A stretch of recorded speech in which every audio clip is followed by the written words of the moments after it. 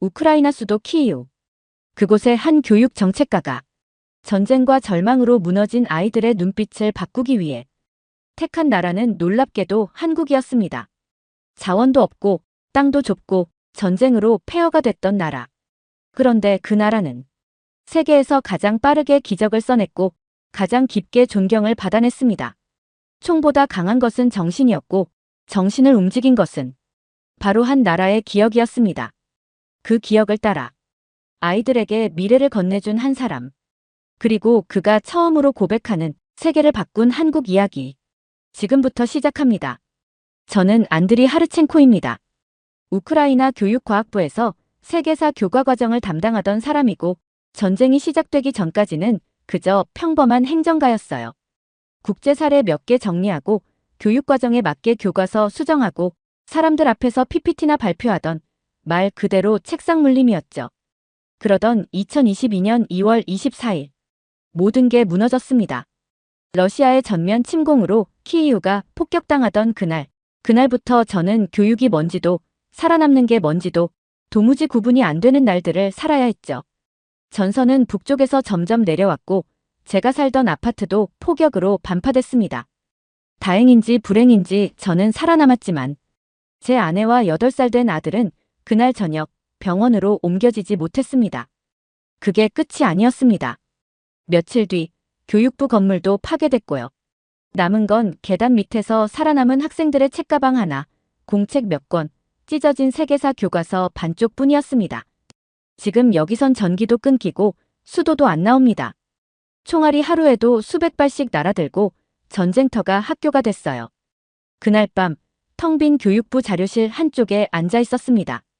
책상 위엔 초 하나, 그리고 찢긴 교과서. 전쟁은 우리에게 모든 걸 빼앗았지만 이 책 속에 무언가를 다시 넣어야 한다는 생각이 들더군요. 그게 내가 죽지 않고 살아남은 이유라 생각했습니다.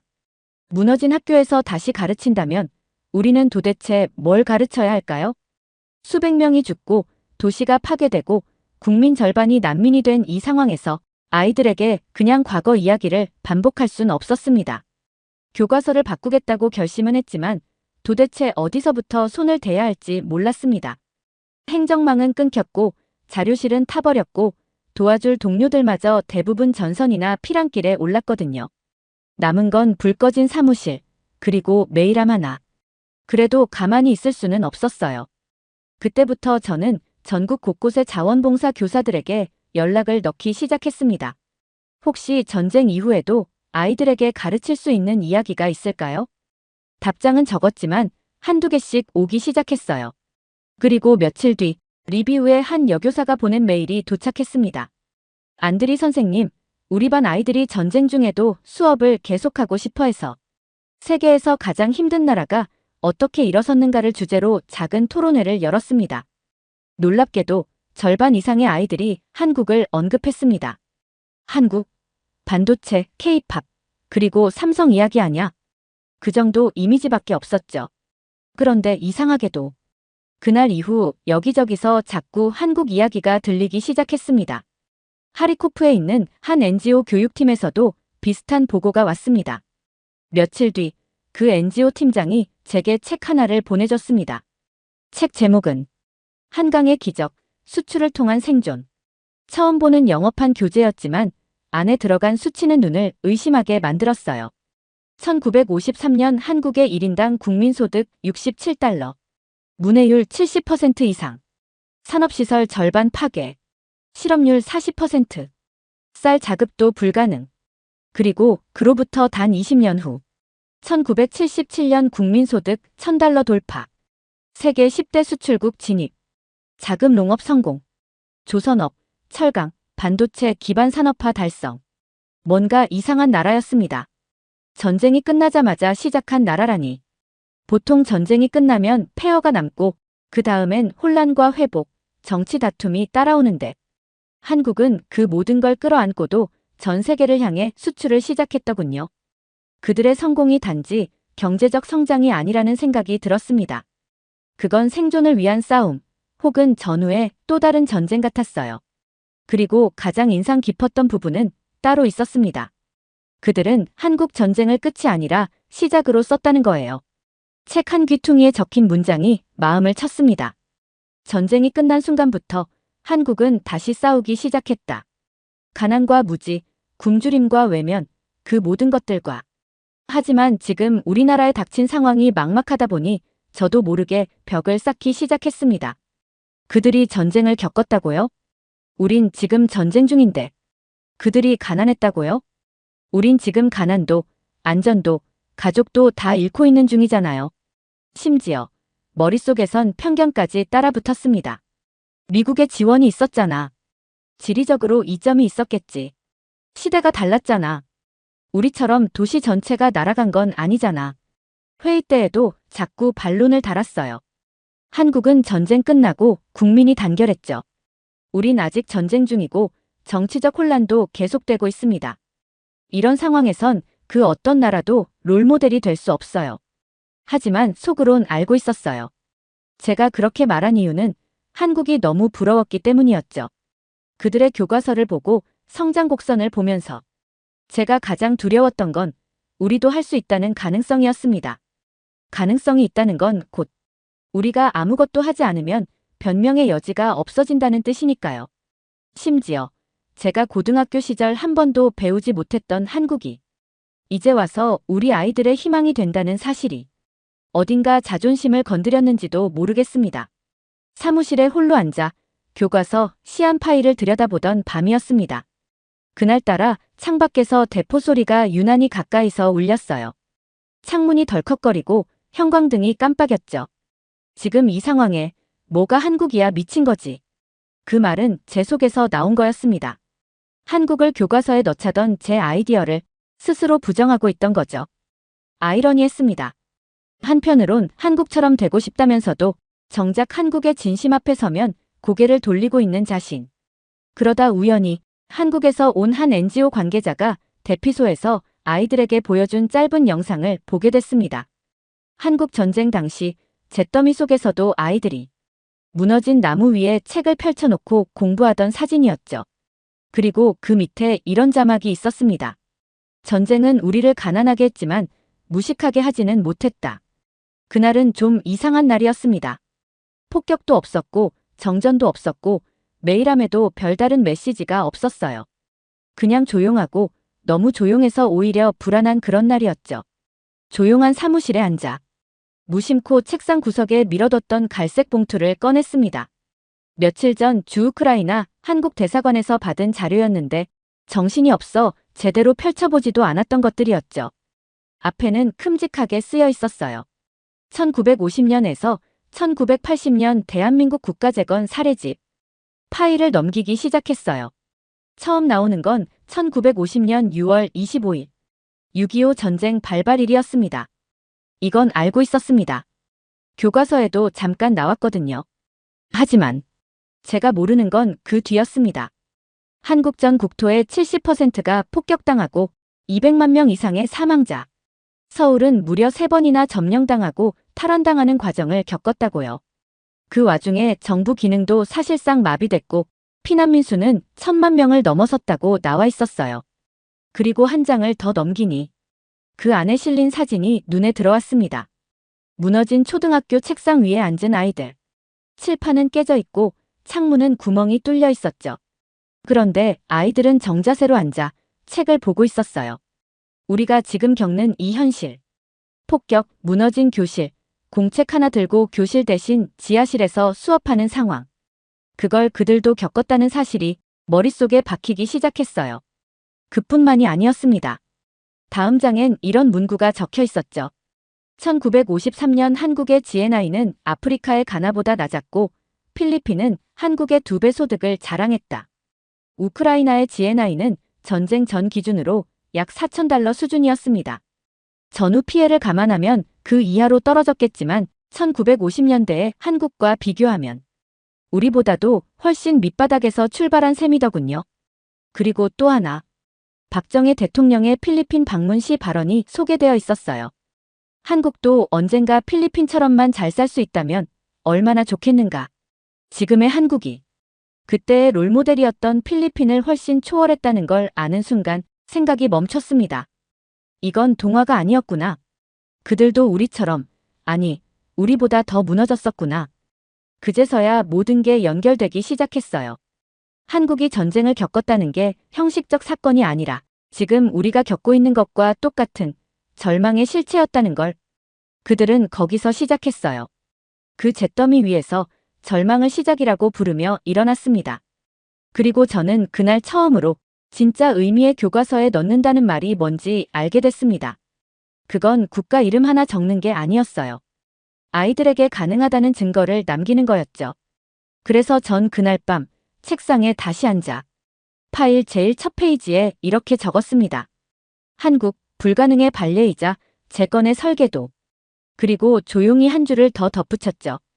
우리가 한국처럼 될 수 없다면 그건 한국이 특별해서가 아니라 우리가 아직 믿지 않기 때문이다. 교과서 개편안에 한국을 정식으로 포함시키겠습니다. 그 말을 입 밖으로 꺼낸 순간 스스로에게 되돌릴 수 없는 선언을 한 셈이었습니다. 심장이 빠르게 뛰었고 손끝이 차가워졌어요. 그 자리엔 교육과학부 자녀 실무진 몇 명, 피난지에서 접속한 온라인 자문교사들, 그리고 몇몇 장관급 인사들도 연결돼 있었죠. 화면 너머로 몇 초간 정적이 흘렀습니다. 그러더니 한 중년 여성 자문위원이 물었어요. 한국이요? 경제, 정치, 군사, 다른 강대국들보다 우선될 이유가 있습니까? 그 질문은 충분히 예상했기에 저는 차분하게 자료를 공유했습니다. 1950년에서 1980년 한국의 GNI 변화, 교육 문맹률 감소, 산업구조 진화. 수치로만 보면 누구도 부정할 수 없는 기적이었습니다. 하지만 그 다음에 들려온 말은 예상 밖이었죠. 그 나라 미국이 밀어준 거잖아요. 그걸 가르쳐서 무슨 희망을 주자는 건가요? 학생들에게 또 다른 열패감을 안기게 되는 건 아닙니까? 사실 그건 며칠 전까지 제 입에서 나왔던 말들이었어요. 그 순간 저는 깨달았습니다. 가장 큰 적은 정보 부족이 아니라 정신의 피로감이라는 걸요. 희망을 아예 보지 않으려는 태도, 자신을 가엾게 여기고 벽을 만드는 습관이 사람들의 입에서 자연스럽게 쏟아지고 있었어요. 그래도 물러설 수 없었습니다. 왜 다른 나라는 못한 걸 한국은 해냈을까요? 정적이 다시 흘렀습니다. 대답하는 사람은 없었고 회의는 찜찜한 기류 속에서 끝났어요. 그날 밤 집에 돌아오는 길에 대피소 아래에서 자고 있던 아이들을 봤습니다.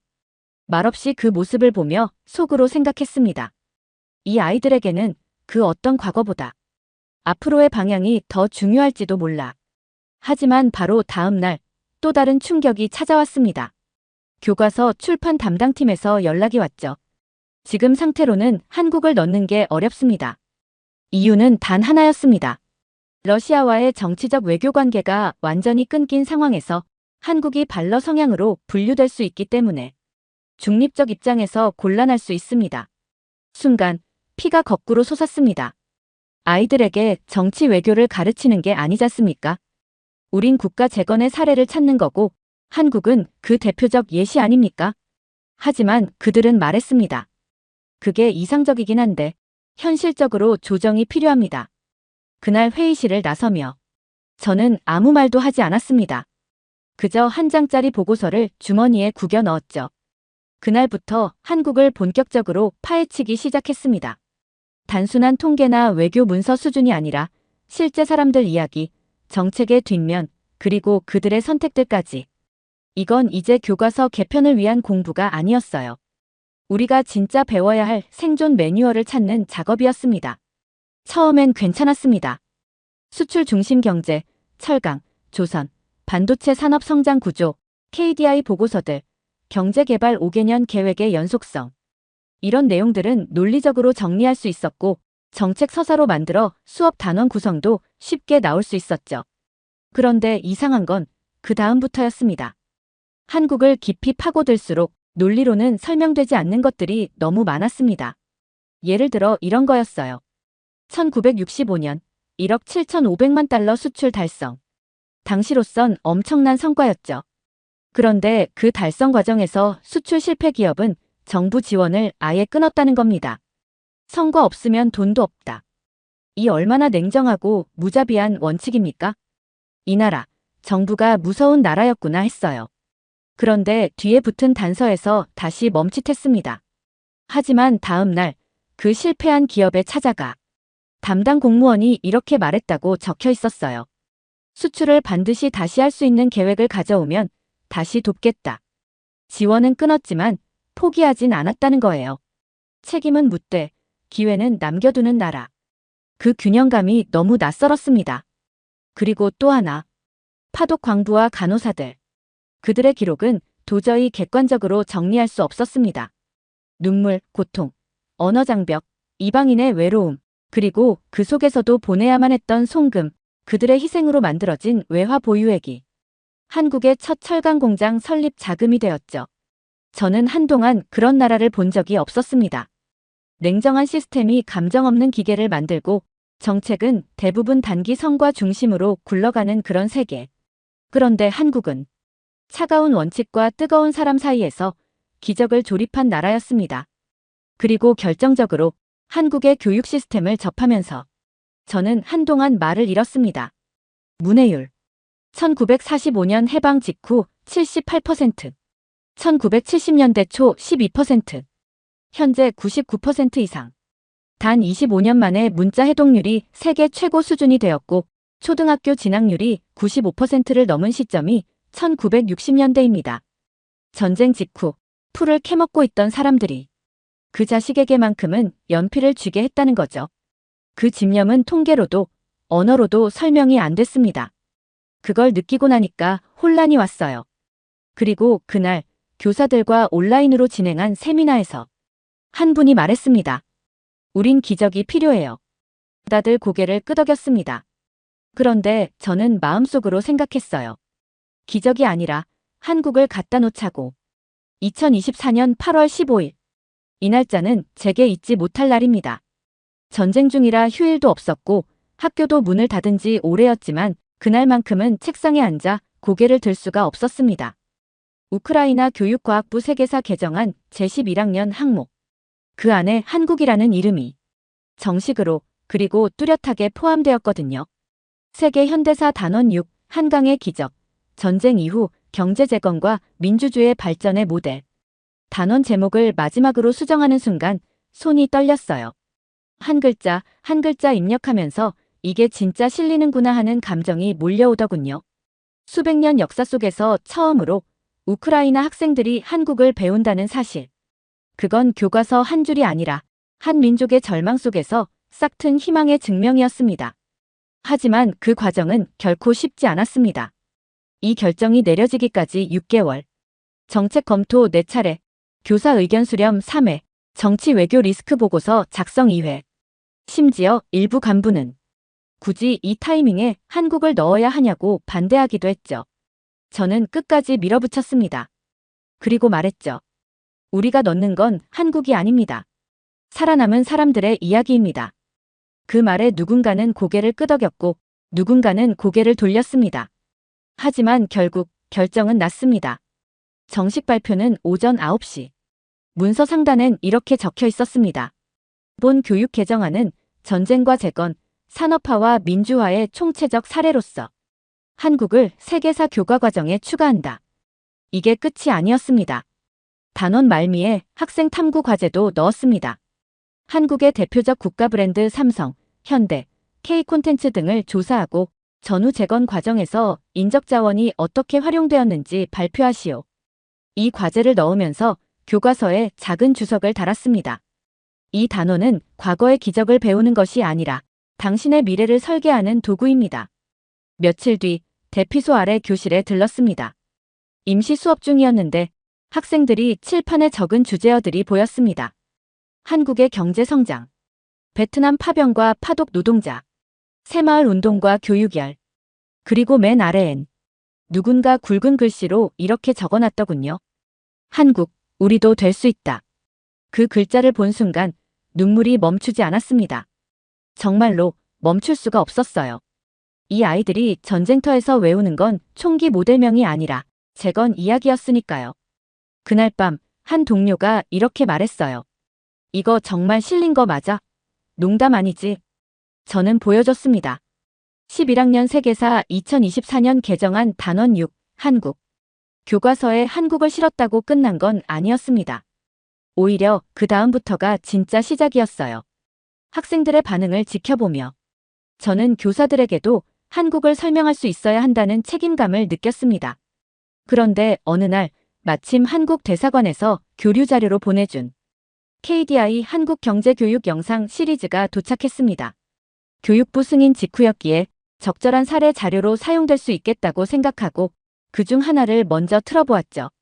처음 나온 장면은 흔한 뉴스 클립이었습니다. 한국 전쟁 당시의 폐허, 서울 시내를 가로지르는 미군 탱크, 초토화된 도시와 굶주린 사람들. 그런데 화면이 바뀌면서 한 남자의 인터뷰가 나왔습니다. 작업복을 입은 백발의 남성. 카메라 앞에서 조용히 웃고 있었죠. 저는 파독 광부 1세대입니다. 독일에 갔을 때 매일 석탄가루를 먹고 자고 언어도 모르고 손가락이 다 문드러졌어요. 그런데요, 거기서 번 돈으로 한국의 발전소가 세워졌습니다. 그가 말한 그 돈. 수천 개의 교실과 도로와 공장을 만든 그 손금액은 통계나 경제 지표가 아니라 눈물과 피, 그리고 자기 몸 하나 바친 이들의 결정체였다는 걸 그 순간 처음으로 느꼈습니다. 정책이 아니라 사람, 지표가 아니라 고통. 다음 영상에선 또 다른 장면이 나왔습니다. 한국의 농민들이 모여 삽과 곡괭이를 들고 스스로 길을 닦고 집을 고치던 모습. 새마을 운동. 지금 우리 교과서에 새로 들어간 그 단어가 제 눈앞에서 살아 움직이고 있었어요. 그때 깨달았습니다. 한국은 부유해진 나라가 아니었습니다. 포기하지 않기로 한 민족이었어요.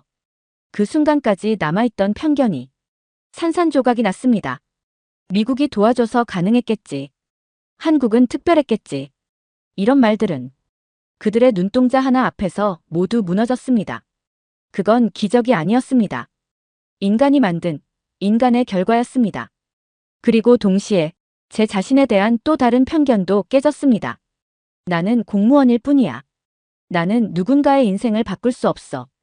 그런데 그날 교과서를 받고 읽은 한 고등학생이 제게 보낸 메일을 통해 그 말이 틀렸음을 알았습니다. 교과서에서 한국 이야기를 읽고 나니 전쟁이 끝나도 미래가 있다는 걸 처음 알았어요. 한국이 일어선 진짜 이유는 산업, 수출, 기술 때문이 아니었어요. 그 나라의 핵심은 사람이었습니다. 그들은 누구보다 가난했고 누구보다 외면당했으며 누구보다 절망 가까이에 있었습니다. 그런데도 무너지지 않았던 이유는 집단적으로 가난을 끊겠다는 각오가 있었다는 것. 그건 어디서부터 비롯된 걸까요? 저는 그 실마리를 교육이라는 단어에서 찾았습니다. 자료를 뒤지던 중 1970년대 한국의 한 장면이 영상으로 복원된 다큐멘터리를 보게 됐습니다. 한 어머니가 인터뷰를 하는 장면이었죠. 아이를 공부시키려고요. 나는 굶더라도 우리 애는 글자를 알아야 하니까요. 그 말이 너무 강렬해서 그날은 한참 동안 화면을 멍하니 바라만 봤습니다. 그들이 가진 기적은 반도체보다 먼저 믿음이었고 조선소보다 먼저 결심이었습니다. 그리고 이 지점에서 우크라이나의 진짜 문제를 다시 생각하게 됐습니다. 우리가 가진 건 자원도 있고 인재도 있고 의지도 있죠. 그런데 전쟁이 시작되면서부터 우리는 정신적으로 무너져 버렸습니다. 어차피 안 돼. 언제 끝날지도 모르는데 뭐래. 그런 말들로 스스로를 무너뜨린 건 결국 우리 자신이었죠. 한국의 교육 자료 중 하나엔 이런 글귀가 있었습니다. 모든 재난은 국민의 수준만큼 극복된다. 그 구절을 처음 본 날 자리에서 일어나 꽉 주먹을 쥐었습니다. 우리에게 필요한 건 더 많은 돈도 더 많은 지원도 아닌 더 높은 정신과 교육의 밀도라는 걸 처음으로 가슴으로 느꼈기 때문입니다. 그래서 우크라이나 교과서에 한국을 사례로 넣는 것을 넘어서 아이들이 직접 토론하고 생각하고 모방할 수 있는 프로그램으로 확장시키기로 했습니다. 한강의 기적 단원 아래 학생활동 예시를 새로 하나 더 추가했어요. 우크라이나판 한강의 기적을 이뤄야 한다면 어떤 전략과 정신이 필요할지 자유롭게 써보세요. 교과서가 지식을 담는 종이가 아니라 정신을 옮기는 다리가 될 수 있다는 걸 이제야 비로소 알게 됐습니다. 우리가 진짜 배워야 할 건 어떻게 돈을 벌었는가가 아니라 무엇을 지키기 위해 포기하지 않았는가입니다. 그리고 그 핵심에 한국이 있었습니다. 그날 이후 교과서를 더는 종이로만 보지 않기로 했습니다. 교과서는 미래를 심는 밭이자 아이들에게 살아남는 방법을 전하는 하나의 구조물이었습니다. 우리가 한국을 단지 텍스트로 남기면 아마 학생들 대부분은 그저 시험 문제 하나 정도로 넘길 겁니다. 하지만 그렇게 해선 안 됐습니다. 한국은 정답이 아니라 질문이 되어야 했습니다. 왜 저 나라는 가능했을까? 내가 살아남는다면 어떤 방향으로 걸어야 할까? 이 질문들이 가슴속에 맺혀야 교과서가 비로소 삶의 문장이 되는 겁니다. 그래서 저는 국립교사양성기관에 직접 방문 요청을 넣었습니다. 세계사 교과 담당 교수진 앞에서 처음으로 저의 이야기를 꺼냈죠. 여러분, 우리는 전쟁 중입니다. 그리고 총이 아닌 정보로 싸우고 있습니다. 하지만 그 정보는 기계처럼 외우는 숫자가 아니라 한 세대의 결정과 피, 그리고 정신을 담은 사례여야 합니다. 지금 우리가 아이들에게 보여줘야 할 건 미래를 구걸하는 눈빛이 아니라 스스로 일어난 민족의 눈빛입니다. 잠시 정적이 흘렀지만 뒤쪽에 앉은 중년 교수가 손을 들고 말했습니다. 당신이 말한 게 맞는 것 같습니다. 우리는 그동안 학생들에게 승리만 가르쳤지만 어떻게 패배해서 일어섰는지는 가르쳐 본 적이 없었습니다. 한국은 그 해답을 보여주는 유일한 국가일지 모르겠군요. 그 말은 제가 몇 달 동안 갈고 닦은 수백 장의 자료보다 더 큰 힘을 갖고 있었습니다. 그날 이후 저는 교사 연수 프로그램에 한강의 기적 단원 활용법을 정식 편성시켰습니다. 한국 사람들이 어떻게 희생을 바탕으로 시스템을 만들었는지, 교육이 어떻게 산업을 떠받쳤는지, 기술보다 정신이 앞선 나라였는지를 아이들의 언어로 설명할 수 있도록 커리큘럼을 바꿨습니다. 그리고 한 발 더 나아갔습니다. 학생들에게 암기가 아니라 설계를 시키기로요. 그게 시작이었습니다. 아이들만 변화시키는 게 아니라 저도 제 삶을 다시 설계하게 된 거죠. 하르첸코, 당신 지금 이성적입니까? 그날 회의실은 꽤 싸늘했습니다. 한국 단원을 활용한 전후재건 시뮬레이션 수업안을 교사 연수에 정식 편성하자고 제안했는데 한 간부가 단도직입적으로 반대 의견을 내며 몰아붙였죠. 국민 절반이 피난가 있고 학교 건물 10중 4은 무너졌고 교사들은 지금 전투복 입고 자원봉사 중입니다. 이런 상황에 시뮬레이션 교육이 말이 됩니까? 사람들의 시선이 제게 꽂혔습니다. 익숙한 분위기였어요. 다시 말해 이상적인 소리 하지 말라는 경고였죠. 우리가 지금 당장 아이들한테 가르칠 건 국가란 뭐고 무기는 뭔지 생존법입니다. 현실은 안 보입니까? 순간 제 속에서 무언가 끌어올랐습니다. 하지만 일단 고개를 숙이고 말했습니다. 그 말 저도 잘 알고 있습니다. 잠시 침묵이 흘렀고 그 다음에야 저는 조용히 입을 열었어요. 그럼 지금 아이들에게 우리가 가르치는 건 아무것도 기대하지 마라, 살아남기만 해라는 겁니까? 회의실이 잠잠해졌습니다. 우린 지금 숨는 법을 가르치고 있습니다. 그런데 한국은 전쟁 후 다시 살아가는 법을 아이들에게 가르쳤어요. 그 차이 때문에 지금 그 나라는 OECD 회원국이고 우리는 매일 생존 통계를 정리하고 있는 겁니다. 그날 회의는 결론 없이 끝났지만 며칠 뒤 예상대로 문제가 터졌습니다. 언론이 먼저 움직였죠. 전시 교과서 개편 논란, 현실 외면한 탁상행정인가. 한강의 기적보다 더 급한 건 식량 아닌가요? 비난이 쏟아졌고 SNS에선 하르첸코 교과서라는 말이 조롱처럼 떠돌았습니다. 같은 부서 동료들도 부담스러워졌는지 연락을 끊었고 일부는 슬쩍 외면하기 시작했죠. 가장 힘들었던 건 아이들이 그 사실을 알게 되었다는 거였습니다. 그래서 다음 날 기자들과 직접 인터뷰를 요청했습니다. 준비한 원고도 없이 카메라 앞에 앉았고 조용히 말했어요. 한국이 대단하다고 생각하지 않습니다. 그들이 만든 기적은 대단해서가 아니라 포기하지 않아서 생긴 결과였습니다. 지금 우리 아이들에게 필요한 건 기적보다 포기하지 않는 정신입니다. 그걸 누가 가르치겠습니까? 우리가 가르쳐야죠. 교사가 아니면 누가 합니까? 그 인터뷰는 화제가 됐고 며칠 후엔 한 교사 커뮤니티에서 한국 단원 자체 프로젝트를 진행해보고 싶다는 글들이 올라오기 시작했습니다. 누군가는 말했어요. 당신 하나 때문에 교과서가 망가질 뻔했잖아. 아닙니다. 저 하나 때문에 한 아이의 미래가 조금이라도 바뀔 수 있다면 그게 교과서보다 훨씬 값진 겁니다. 2025년 2월. 눈이 녹지 않은 키이우의 겨울은 여전히 을씨년스러웠습니다. 그러나 그날 저에겐 사계절 중 처음으로 봄 같은 하루가 찾아왔습니다. 우크라이나 전역의 고등학교에 새롭게 개정된 11학년 세계사 교과서가 배송되기 시작한 날이었죠. 표지는 여전히 소박했고 종이는 여전히 얇았습니다. 하지만 그 안에 담긴 단원 6번, 한강의 기적, 한국의 전후 재건과 민주주의 이행 사례는 이제 떳떳하게 이 나라 아이들의 눈앞에 놓일 수 있게 됐습니다. 그날 한 지역교사로부터 메시지가 도착했습니다. 하르첸코 선생님, 수업 도중에 울었습니다. 아이들이 교과서 속 보릿고개 이야기를 들으며 마치 우리 이야기 같다고 말하더군요. 메시지를 읽으며 혼자 회의실 한쪽 구석에 앉아 있었습니다. 눈물이 날 것 같았지만 꾹 참았죠. 며칠 뒤 교육과학부 공식 발표가 있었습니다. 우크라이나 전국교사협회 2025년 우수 교육 개편안 1위, 한국 단원 신설. 그리고 제 이름도 거기에 작게 실려 있더군요. 별 감흥은 없었습니다. 어차피 제가 바꾸고 싶었던 건 이름이나 평가가 아니라 아이들의 시선 방향이었으니까요. 그로부터 몇 주 후 마침내 한 교실을 찾게 되었습니다. 전쟁으로 무너졌던 그 학교, 제가 처음으로 찢긴 교과서 반쪽을 주워들었던 그 교실이었죠. 임시로 복원된 그 작은 공간엔 책상도 중고였고 칠판엔 크레파스 자국이 남아있었지만 그 앞에 앉은 아이들의 눈빛은 이전과 달랐습니다.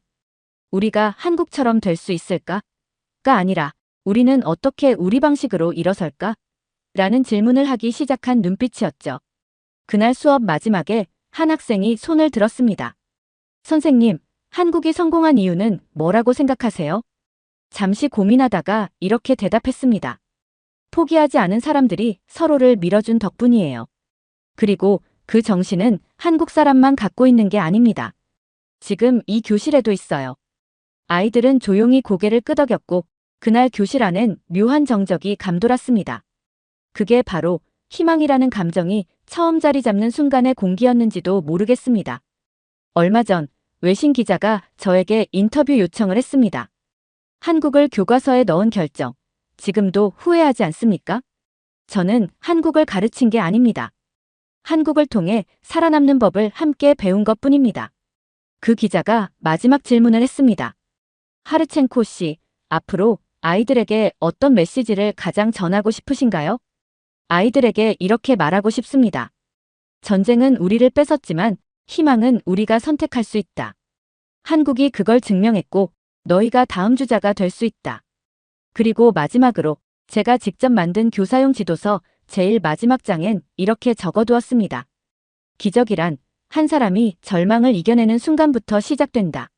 그리고 우리는 지금 그 첫사람을 키우고 있다. 두 번째 사연 시작합니다. 국가란 무엇인가? 그 질문을 스스로에게 던진 순간 그는 더 이상 기자가 아니었습니다. 30년 동안 세계의 불을 쫓아다녔던 프랑스 기자. 전쟁을 받고 학살을 기록했고 붕괴의 현장을 수없이 취재했던 남자. 그는 냉정했고 차갑고 누구보다 이성적인 사람이었습니다. 그런 그가 한국의 재난 앞에서 카메라를 내려놓고 도시락을 나르게 되었다고 합니다. 행정보다 빨리 달려온 시민들, 지원금보다 먼저 끝난 기부, 복구 지침도 나오기 전에 이미 움직이기 시작한 국민들. 그는 말합니다. 누가 지시하지도 않았고 누가 지켜보지도 않았는데 그들은 누군가가 해야 하니까 움직였고 지금 내가 할 수 있으니까 멈추지 않았습니다. 이 나라는 국가가 움직인 게 아니었습니다. 국민이 국가를 먼저 만들어버린 나라였습니다. 대체 무슨 사연인지 오늘 사연 바로 시작하겠습니다. 저는 자크 마르탱입니다. 프랑스 르몽드 전 정치부장 기자로 30년을 전 세계를 돌며 일했습니다. 지금은 은퇴했고 여행하며 재난 대응 시스템을 비교 분석하는 칼럼을 쓰고 있죠.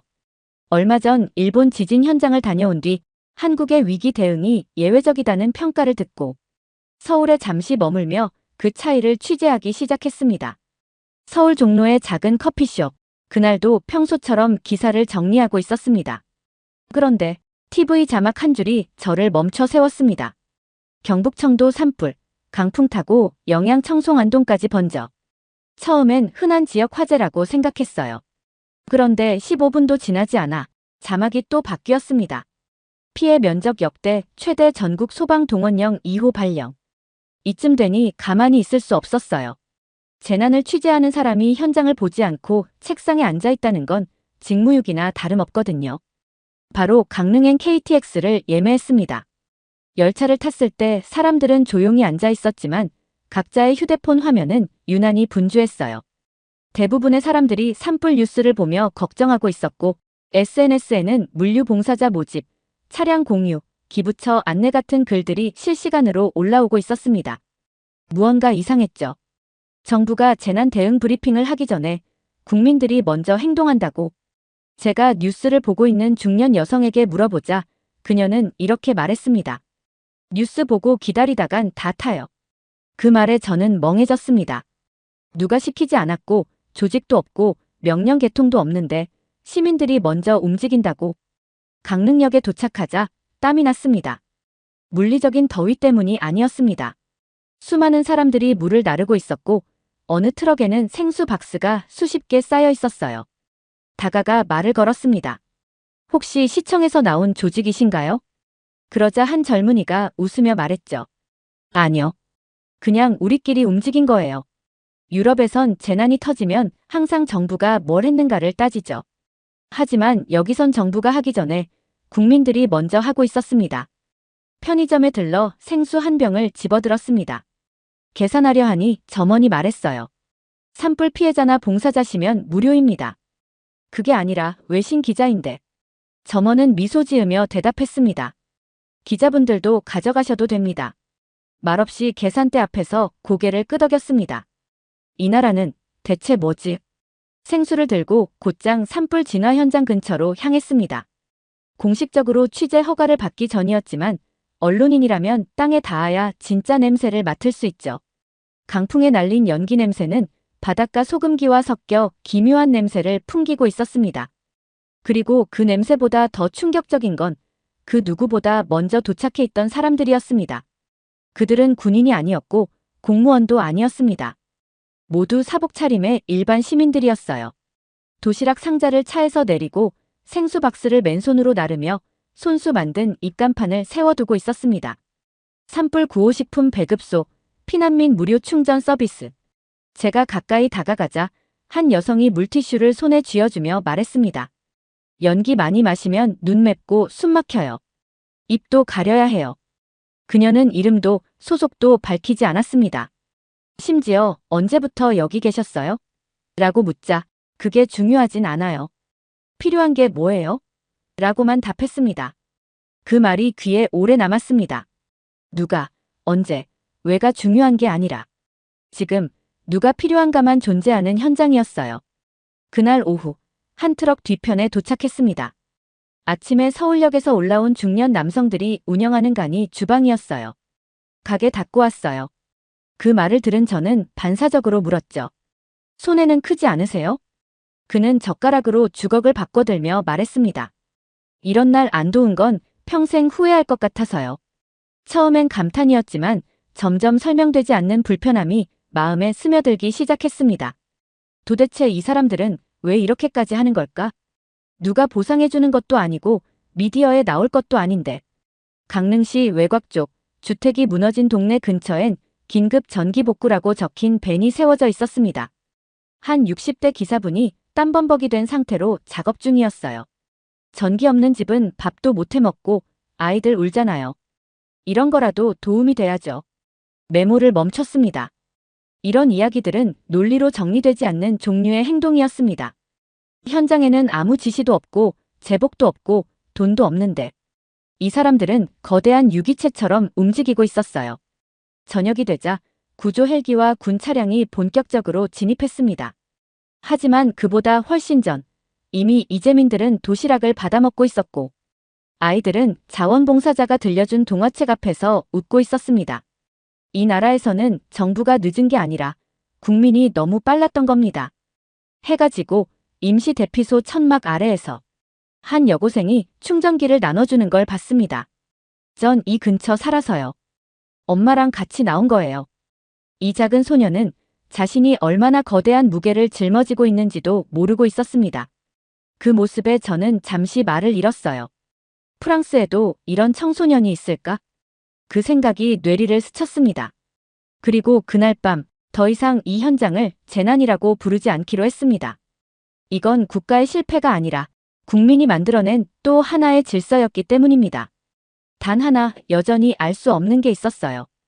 도대체 이 나라 사람들 왜 이렇게까지 하는 걸까?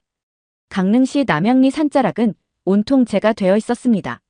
담벼락만 겨우 남은 붉은 벽돌집 앞에서 한 남자가 무언가를 정리하고 있었습니다. 저는 기자 신분을 밝히고 다가갔습니다. 그는 손에 그을음을 묻힌 채 웃으며 말했어요. 이 집 주인 아닙니다. 옆집이에요. 잠깐 잘못 들은 줄 알았습니다. 그런데 왜 여기에서 정리를? 이 집 어르신이 병원에 계셔서요. 자신의 집도 일부가 불탔다는데 옆집 잿더미부터 먼저 쓸고 있는 모습이 이해되지 않았습니다. 이 사람은 정말 아무런 대가도 없이, 아무런 혈연도 없이 이러고 있는 걸까요? 그날 오후 다시 시내 쪽으로 내려오다 동물병원 앞에 사람들이 줄을 서 있었습니다. 이재민들의 반려동물을 임시 보호하겠다는 수의사들의 자원봉사였습니다. 이들 역시 아무 대가도 없이 자신의 병원 공간과 시간을 내어 동물들을 맡고 있었습니다. 꼭 사람이 아니어도 가족이니까요. 그 말이 제 귓속에서 오래 맴돌았습니다.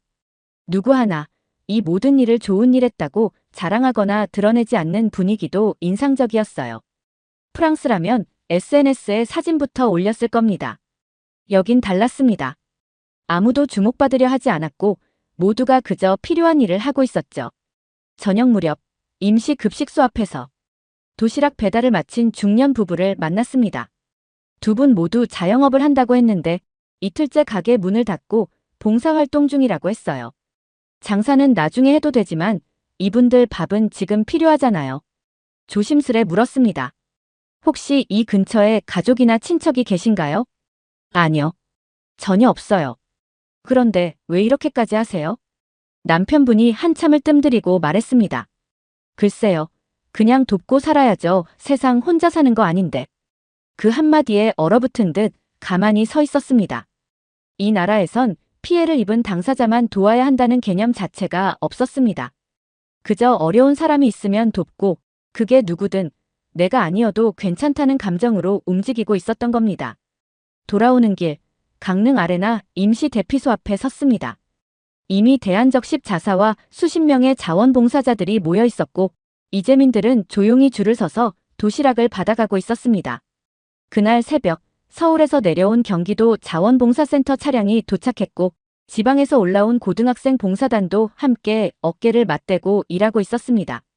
한 여학생이 도시락을 나르다가 손을 대었는데 그걸 본 이재민 할머니가 즉시 약을 발라주며 등을 두드려 주었습니다. 피해자와 봉사자가 뒤섞여 있는 모습, 경계 없는 손길, 그리고 어느 할머니의 고마워라는 짧은 말에 눈물을 훔치는 봉사자의 표정. 그 모든 장면이 너무도 낯설고 또 아름다웠습니다. 프랑스에선 흔치 않은 풍경이었습니다. 정부도 조직도 계급도 없는 상황에서 이들은 본능처럼 연대하고 있었어요. 그날 밤 저는 텐트 밖에서 하늘을 올려다봤습니다. 별이 보이지 않을 정도로 연기가 자욱했지만 그 안에 묘한 희망 같은 것이 느껴졌습니다. 이 나라 사람들은 누가 시키지 않아도 누가 보지 않아도 그저 누군가가 아프면 같이 아파주는 사람들이었습니다. 그리고 아직 그 이유를 다 이해하지 못했지만 한 가지는 분명했습니다. 이 감정은 어느새 저에게도 전염되고 있다는 사실입니다. 기부가 하루에 수십억이요? 강릉 시내에서 서울로 복귀하던 기차 안 휴대폰을 켜자마자 가장 먼저 뜬 포털 뉴스 헤드라인이 바로 그거였죠. 전국에서 산불 피해 지원금 쇄도 3일 만에 200억 돌파. 이 나라 사람들은 현장에서만 빠른 게 아니었습니다. 지갑을 여는 속도마저 불길보다 빨랐어요. 한국은 경제협력개발기구 OECD 국가 중에서 개인 기부율이 매우 높은 편입니다. 하지만 이번 산불 사태처럼 특정 재난에 온 나라가 일제히 움직이는 경우는 저로선 처음 목격하는 현상이었어요. 기부는 특정 인물의 고유한 도덕이 아니라 국민 전체가 해야만 하는 일로 여기는 감정 같았습니다. 서울에 도착해 숙소로 향하는 택시 안에서도 운전기사는 창밖을 보며 말했어요. 저도 5만 원 냈어요. 얼마 안 되지만 조금이라도 도와야죠. 그게 아주 특별하다는 표정도 아니었고 자랑하려는 의도도 없었습니다. 그냥 이 나라는 그게 일상이더군요. 굿네이버스, 희망브리지, 대한적십자사 등 주요 기부단체에는 실시간 후원 내역이 공개되고 있었고 저는 그 숫자가 분 단위로 오르는 것을 보며 혀를 내둘렀습니다. 1만 원, 3만 원, 5천 원. 금액은 크지 않았지만 참여 인원은 압도적이었습니다. 금액이 문제가 아니에요. 우린 같이 한다는 그 감정이 중요해요. 서울시청 앞에서 열린 시민자원봉사 설명회에서 한 여성이 말했습니다. 이들은 통계나 홍보를 위한 활동이 아니라 우린 같은 배를 타고 있다는 감정의 연결로 움직이고 있었어요. SNS에서도 이런 글이 퍼지고 있었습니다.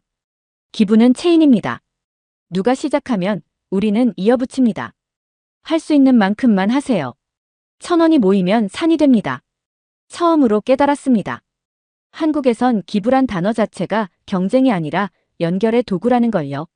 이후에도 연예인, 기업인, 운동선수들의 기부가 이어졌지만 그보다 더 놀라웠던 건 폐지를 팔아 생활하는 기초수급자마저도 기부한다는 뉴스였습니다. 한국의 기부는 돈이 아니라 한 마음을 가진 사람들의 증명이었어요. 마지막으로 포털 메인에 올라온 한 문장을 잊을 수 없습니다. 당신이 작은 불씨를 껐다면 우리는 온 산을 구한 겁니다. 그 문장을 읽는 순간 제가 여태 봐온 모든 전쟁, 난민, 기후재난이 떠올랐습니다. 그 어떤 국가도 이런 감정을 가진 적은 없었죠. 노트북을 열어 메모했습니다. 한국인은 위기 앞에서 지갑을 여는 속도가 아니라 마음을 연결하는 속도가 세계에서 가장 빠른 민족이다. 서울에 잠시 머무르던 어느 날 아침 한 통의 문자를 받았습니다. 강릉 옥계면 3구 대피소, 인력이 부족합니다.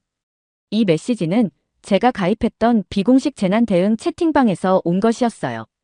놀랍게도 그 방엔 지방에서 온 자원봉사자, 간호사, 사회복지사, 심지어 고등학생까지 뒤섞여 있었습니다. 누가 만들었는지도 모르는 방, 누구에게 허락받지도 않은 구성원이었지만 이들은 이미 하나의 현장 네트워크가 되어 있었습니다. 다시 강릉으로 내려갔습니다. 옥계면으로 가는 길, 차량 통제가 있어 한참을 돌아가야 했습니다. 그런데 그 우회도로 입구에서 안내 팻말을 세우고 교통정리를 하는 2명의 자원봉사자를 보았습니다. 형광조끼도 없이 시에서 파견한 사람도 아닌데 이들은 스스로 도로 상황을 정리하고 있었어요. 언제부터 여기 계셨어요? 사흘 전부터요. 첫날엔 차가 엉켰거든요. 그래서 우리가 그냥 나왔어요. 지자체에서 승인 받으셨어요? 그런 거 없어요. 그냥 필요해서요. 지휘도 없고 책임자도 없고 보상도 없는데 이들은 그저 필요하니까 움직이고 있는 상태였습니다. 옥계면 3구 마을회관 임시 대피소에 도착했을 때 현장에는 적십자사 텐트가 세워져 있었고 그 옆에 민간구호본부라는 손글씨 종이가 붙은 천막 하나가 있었습니다. 그곳은 이재민들에게 이불을 나눠주고 임산부와 노약자 우선 명단을 만들어 정리해두는 공간이었습니다. 제가 들어서자 한 중년 여성이 앉은 채 서류를 정리하고 있었죠. 혹시 여기 책임자이신가요? 그녀는 고개를 저으며 말했습니다. 책임자는 없어요. 다들 시간 되는 만큼 왔다 가세요. 전 엊그제부터 있었고요. 내일이면 서울 가야 해요. 병원 근무 있어서요. 그녀는 의사도 간호사도 아닌 간병인 출신이었습니다. 하지만 누구보다 현장에 익숙했고 어르신 한 분의 이름을 손으로 직접 쓰며 외우고 있었습니다. 이분은 혈압약 복용 중이시고 따님이 울산에 계세요. 혹시 연락되면 연결 좀 해주세요. 옆에서는 또 다른 자원봉사자들이 직접 그린 지도로 소방차 진입 불가 구역을 표시해가며 소형 물통과 소화기 배치를 조율하고 있었어요. 그 중에는 20대 청년도 있었고 퇴직한 70대 할아버지도 있었습니다. 전 통신회사에서 일했어요. 그래서 지금 피해 지역 와이파이 중계선 연결 보조하고 있어요. 어떤 분은 자신이 농기계 정비사였다고 했습니다. 트랙터 타이어 수리만 해도 마을 복구에 도움되잖아요. 여기선 누구도 그건 내 일이 아니다라고 말하지 않았습니다. 그들은 자신이 할 수 있는 가장 작고 구체적인 일을 찾아 스스로 그 일을 맡고 누구보다 진지하게 임하고 있었습니다. 밤이 되어서야 알았습니다. 이 나라는 명령이 없는 곳이지만 움직임은 결코 멈추지 않는 곳이라는 걸요. 사람들은 계급 없이 모였고 질서 없이 정리됐고 보상 없이 헌신했습니다. 국제재난 구조 매뉴얼에는 수백 장의 페이지가 있지만 이 나라 사람들은 단 3문장만으로 모든 걸 설명하고 있었습니다. 필요하니까요. 제가 할 수 있으니까요. 누군가는 해야 하니까요. 그날 밤 저는 텐트 안에서 조용히 이렇게 메모를 남겼습니다. 나는 수십 년 동안 국가라는 단어를 정부의 의미로만 이해해왔다. 그런데 지금 이곳에서 나는 국가를 가장 먼저 움직이는 사람들의 무리로 정의하고 싶다. 다음 날 강릉 옥계면의 작은 초등학교를 찾았습니다. 건물 절반은 탄내가 스며들어 있었고 운동장은 재와 흙먼지로 뒤덮여 있었어요. 학교 옆 벽면에 붙어있던 알림판에는 낙서처럼 적힌 문장이 하나 있었습니다. 소방관 아저씨 감사합니다. 초등학교 2학년. 이름은 김아린. 벽 옆엔 아이들이 그린 크레용 그림 수십 장이 붙어 있었습니다. 불타는 산, 헬기, 울고 있는 강아지, 그리고 그림 가운데 큼지막하게 웃고 있는 사람. 빨간 모자를 쓴 소방관이었습니다. 그 초등학교 앞엔 작은 급식소가 차려져 있었고 한 여성 자원봉사자가 도시락을 나르며 환하게 웃고 있었습니다. 그녀는 서울에서 미용실을 하다가 3일 전부터 강릉으로 내려왔다고 했습니다. 처음엔 물 나르려고 왔는데 여기선 머리 감겨주는 게 제일 필요하더라고요. 어르신들, 화장실도 제대로 못 가셨거든요. 그녀는 실제로 대피소 안어르신들에게 따뜻한 물을 끓여드리고 샴푸로 머리를 감겨주고 있었습니다. 그 일을 하면서 웃고 말 걸고 등을 토닥이며 말했죠. 잘 참으셨어요. 이제 괜찮을 거예요. 그 장면을 보며 결국 참지 못했습니다. 카메라 렌즈를 손에서 내려놓고 눈앞이 흐려질 정도로 울고 말았습니다. 국가도 아니고 구호단체도 아니고 그 누구도 시키지 않은 한 사람의 손길 앞에서 외신 기자라는 제 직업 정체성이 흔들리는 걸 느꼈습니다. 이런 감정은 유럽의 재난 현장에서 한 번도 느낀 적이 없었습니다. 사망자 수, 피해 규모, 정부 대응 속도. 그런 숫자만을 기록하던 제 손이 처음으로 멈춰버린 날이었습니다. 그날 밤 강릉 아레나에 임시로 마련된 대피소 천막 옆에서 잠을 청했습니다. 한쪽에는 이불도 없이 바닥에 앉은 채 손을 꼭 잡고 있는 노부부가 있었어요. 그리고 그 옆엔 자원봉사자들이 이불을 찾아 쌓아두고 있는 걸 보았습니다. 한 청년이 이불을 들고 다가왔습니다. 추우시죠? 방금 도착했어요. 깨끗해요. 오늘 몇 시간 주무셨어요? 얼굴에 피로감이 가득해 보여 제가 묻자 그는 이렇게 말했습니다. 잘 모르겠어요. 그의 말에 다시 눈시울이 뜨거워졌습니다. 불길이 지나간 땅에서 조용히 메모했습니다. 나는 이 나라에 불이 났다고만 들었는데 현장에선 불 대신 사람이 보였다. 그리고 나는 사람이 이렇게 따뜻할 수 있다는 걸 63세가 되어서야 처음 알았다. 그 밤 이후 저는 자원봉사자들과 같은 공간에서 지내며 함께 먹고 나르고 도우며 지냈습니다. 스스로에게도 놀라웠습니다. 카메라 대신 쓰레기 봉투를 들고 인터뷰 대신 이재민 옷가지를 분류하고 있었으니까요. 그날 아침 한 여성이 손을 번쩍 들었습니다. 동해 쪽에서 오신 분 계세요? 거기 김모 어르신 가족 찾아요. 그러자 바로 세 줄 옆에 있던 할아버지가 대답했습니다. 내가 아는 집이에요. 며느리랑 연락 도와줄게요. 놀라웠습니다. 행정 시스템보다 빨랐고 심지어 더 정확했습니다. 현장을 지휘하는 사람은 없었습니다. 대장이 없었고 명단도 없고 보고체계도 없었습니다. 하지만 물류 배치는 막힘없이 돌아가고 있었고 이재민 숙소 배정은 혼란 없이 마무리됐습니다. 그 중심에는 서로에 대한 신뢰만이 있었습니다. 묻지 않을 수 없었습니다. 이런 식으로 운영하면 실수나 오해가 생기지 않나요? 자원봉사자 중 한 분이 이렇게 말했죠. 의심부터 시작하면 그건 관리고 우리는 공동체니까요. 의심하지 않고 시작하는 사회. 그건 제가 평생을 살아오며 단 한 번도 경험하지 못한 시스템이었습니다. 프랑스에선 제도와 권위, 문서와 절차가 곧 질서입니다. 하지만 이곳에선 사람이 먼저 움직이고 제도는 뒤를 따라갑니다. 제가 머물던 대피소에는 한 초등학교 교사 출신의 자원봉사자가 있었습니다. 그는 임시 교실을 만들고 아이들을 모아 글쓰기 시간을 운영하고 있었어요. 무너졌다고 생각하지 않게 해주고 싶어요. 이 아이들이 기억하게 될 건 불이 아니라 사람이었으면 좋겠거든요. 제가 속해 있던 유럽의 나라들, 그곳에서 국가는 늘 관리하는 주체였고 국민은 보호받는 대상이었습니다. 하지만 이곳은 달랐습니다. 국민이 곧 국가였고 그 국가란 이름 아래 모든 이가 스스로의 역할을 하고 있었습니다. 그날 밤 저는 제 칼럼 초안을 지우고 이렇게 다시 썼습니다. 이 나라는 국가가 국민을 이끄는 곳이 아니라 국민이 국가를 먼저 만들어가는 유일한 나라다. 법과 제도가 도달하기 전에 이들은 이미 행동하고 배려하고 책임진다. 당신 기사 안 쓰나요?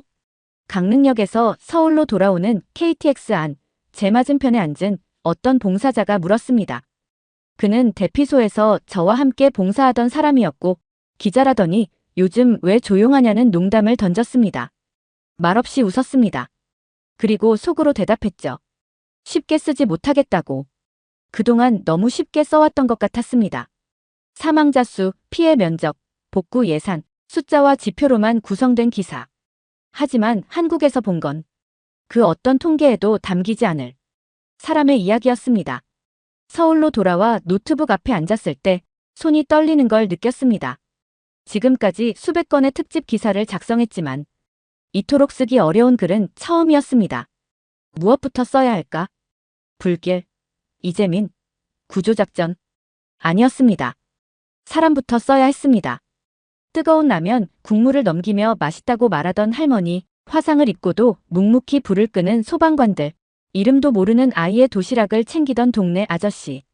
그들은 제게 기사의 대상이 아니라 기억의 주인공이 되었습니다. 칼럼의 첫 문장을 쓰기까지 10번은 썼다 지운 것 같습니다. 하지만 마침내 그 문장을 꾹 눌러 적었습니다. 나는 한국을 보러 왔다. 그런데 결국 나는 인간을 보고 돌아간다.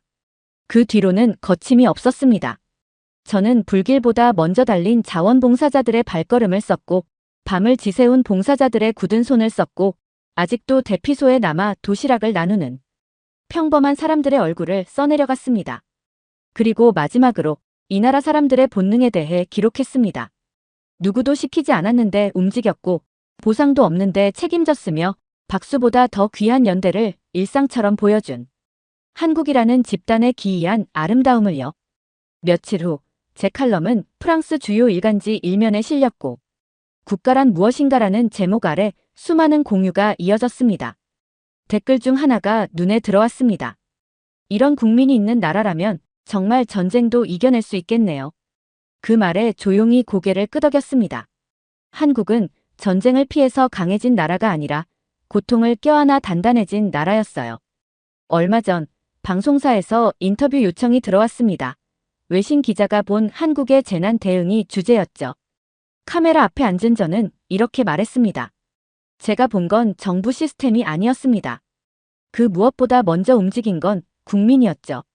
그리고 그 국민은 국가가 지켜야 할 대상이 아니라 스스로 국가가 되어 움직이는 집단이었습니다. 제가 느낀 감정은 단 하나였습니다. 그들은 한 사람의 위기를 모두의 일로 받아들인다. 그리고 그건 훈련으로 되는 게 아니라 그 땅에 축적된 집단 기억이었습니다. 오늘 사연이 재미있으셨다면 구독과 좋아요, 알림 설정까지 부탁드립니다. 더 재미있는 사연으로 돌아오겠습니다. 이상 감동탐험이었습니다.